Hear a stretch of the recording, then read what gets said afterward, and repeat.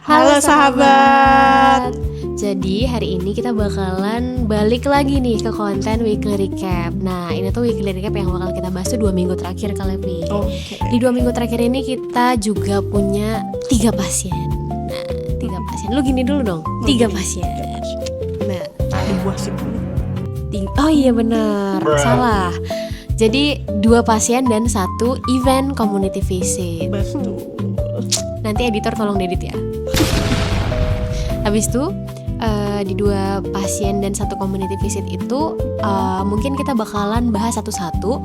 Tapi biar makin seru nih Kak Levi, kita bahasnya sambil keliling kantor. Gimana, setuju gak? Setuju banget. Oke, kita bahas ya.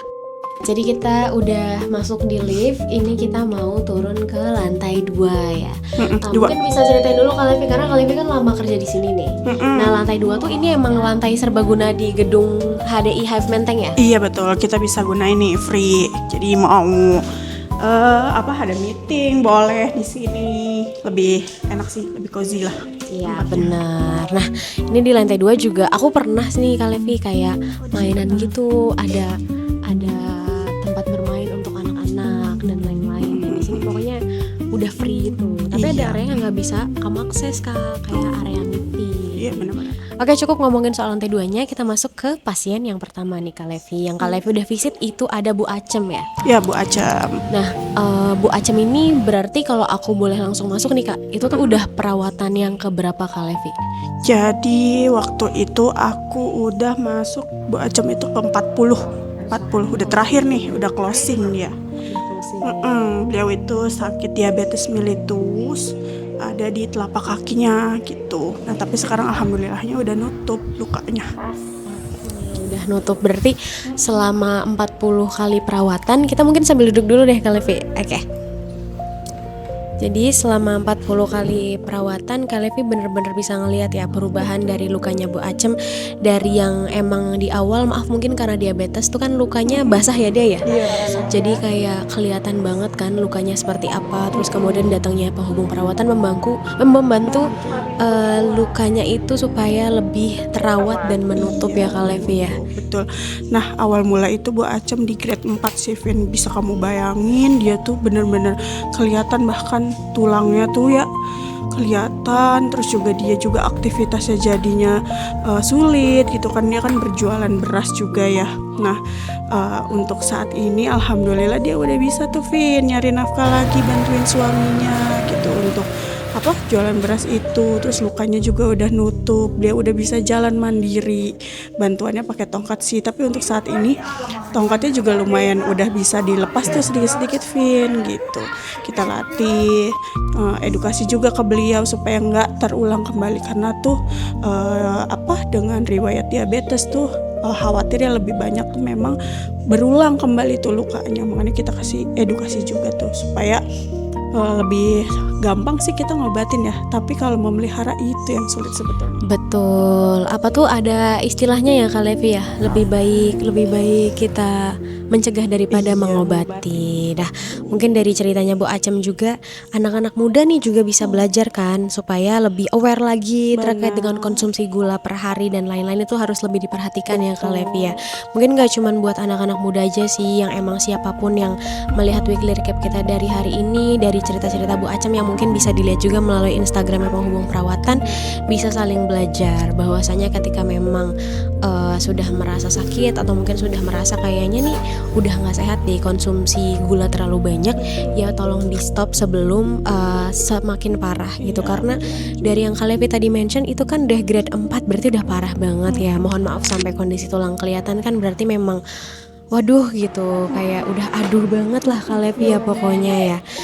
Sampai mobilitasnya juga kan sulit. Mungkin dulu Vina lebih sering dikenal ini adalah penyakit itu datang dari riwayat gitu ya, keluarga ataupun dari orang tua kita lah lebih tepatnya. Nah sekarang ini lebih trennya tuh karena gaya hidup Vin. Makanya lagi-lagi makanan junk food itu tuh hati-hati banget buat kita nih sebagai kaum muda gitu ya.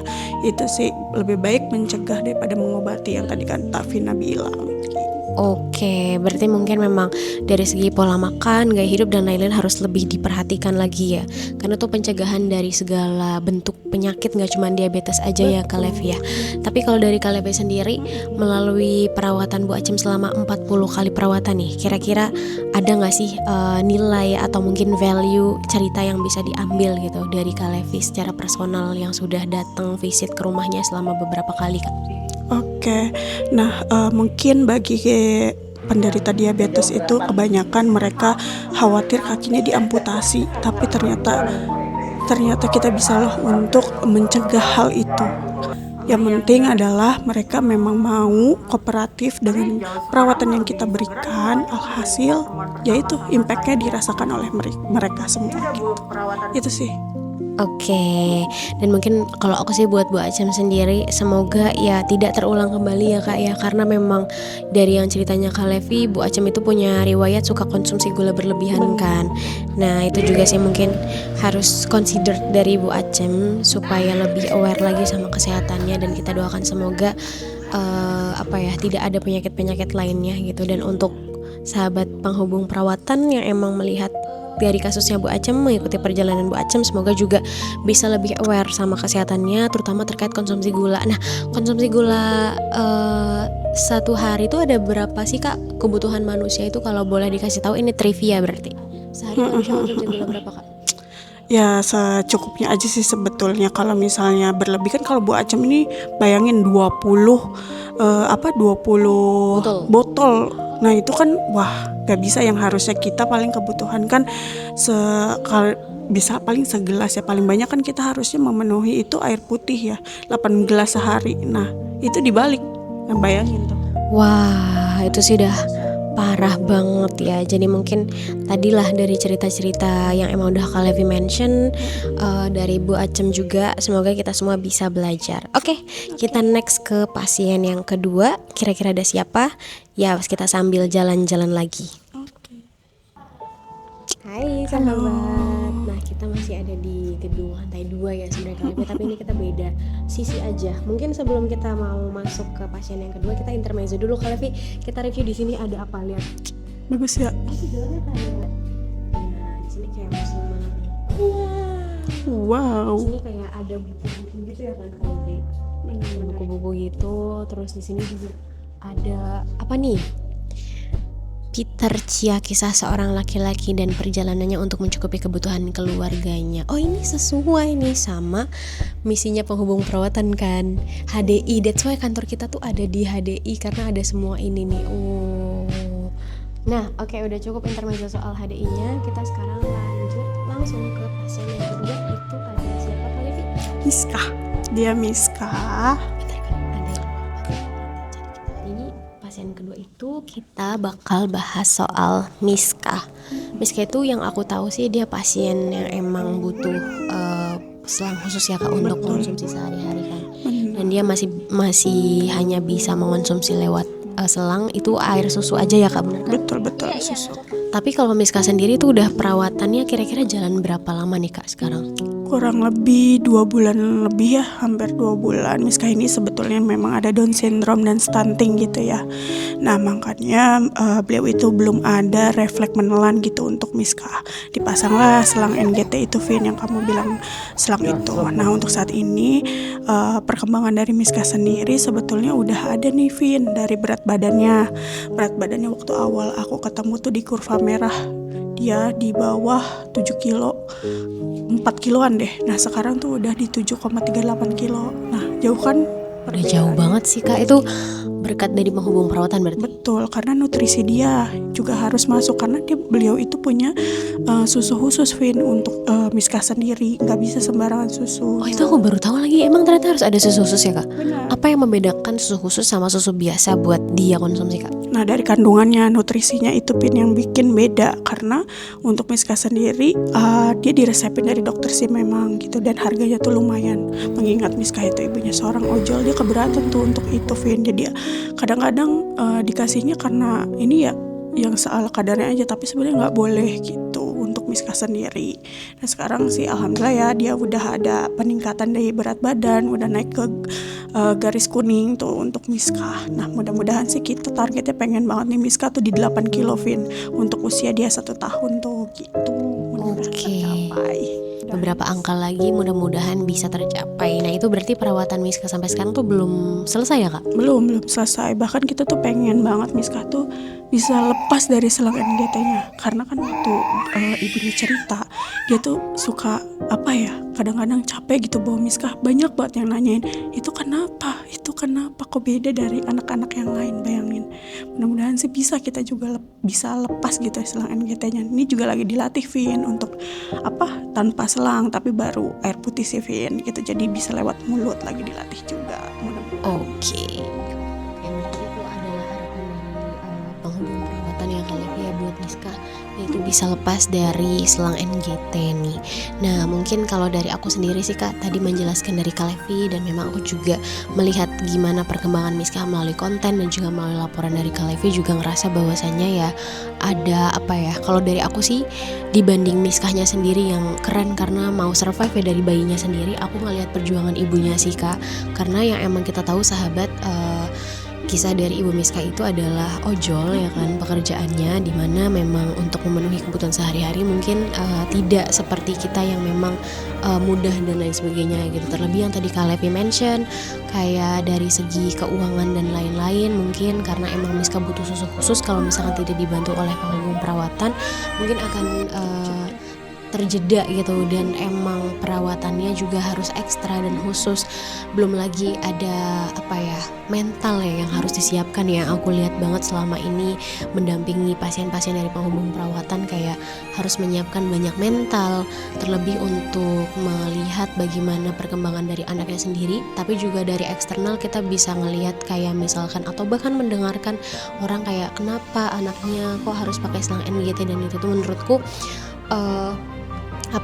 ini juga himbauan buat viewers dan juga sahabat penghubung perawatan, ya tidak perlu dipertanyakan lah. Kayak ibaratnya berarti kan memang kita tahu nih bahwasanya memang lagi sakit gitu.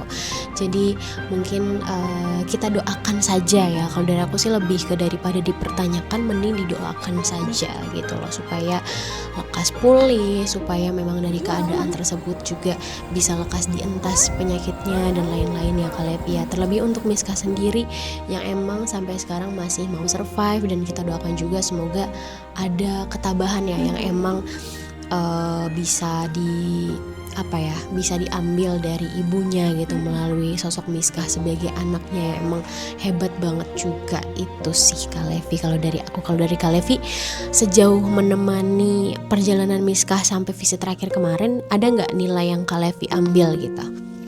Kalau dari Miska sendiri ini sih saya kerja keras mereka sih masih benar-benar mental sih, lebih ke mental. Dengan usianya masih cenderung muda ya ibunya, dengan kehidupan yang serba terbatas, tapi dia enggak patah semangat gitu. Makanya lagi-lagi kita harusnya bersyukur ya dengan keadaan kita yang seperti ini. Ternyata banyak loh yang di bawah kita gitu sih.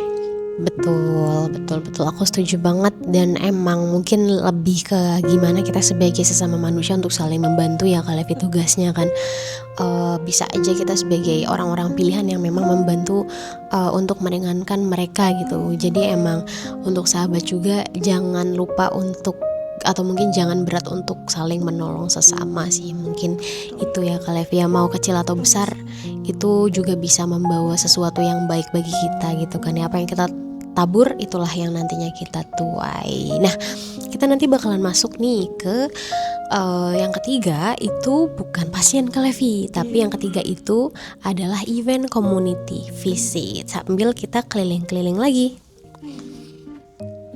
Halo sahabat. Kita ini udah pindah lokasi, tapi tetap aja kita ada di lantai 2 karena ini jatuhnya bukan room tour tapi lantai 2 tour. Nggak apa-apa. FYI ini kita mau intermezzo lagi, jadi kita udah ada di sisi playground ya Kak Levi. Ini buat anak-anak ini. Tapi luas juga ya, Vin. Proper banget ya kan Kak Levi di sini, dan lihat di atas ada lebah-lebah tuh Kak Levi. Oh iya benar. Lucu banget. Mungkin aku bakalan nunjukin juga di sini ada apa aja. Nah ini kayak ada tempat bermain gitu kan buat anak-anak, tapi sayang banget sepi. Karena mungkin tadi kita lagi ngomongin Miska, jadi aku kayak tertarik buat datang ke sini sih. Nah udah cukup mungkin ya menunjukkan bagaimana fasilitas dari playground ini. Kita ngobrol-ngobrol sambil kita duduk aja, gimana Kak Levi? Boleh. Oke, kita lepas sepatu dulu. Oh iya. Oke, jadi kita bakalan bahas kegiatan kita di minggu ini di recap ini itu yang ketiga yang aku juga datengin ke Levi. Kemarin itu ada community visit kan ya, tepatnya di Sukabumi Selatan alias di daerah Jaksel. Jadi sahabat, aku mau too much info dulu. Itu adalah community visit pertama dari penghubung perawatan yang aku ikut, dan so far aku ngerasa seru banget sih Kak Levi, karena emang biasanya aku ikut visit-visit, cuman aku ikut yang community visit itu otomatis lebih banyak juga pasiennya, yang mana waktu itu kegiatannya adalah Connect for Impact kan.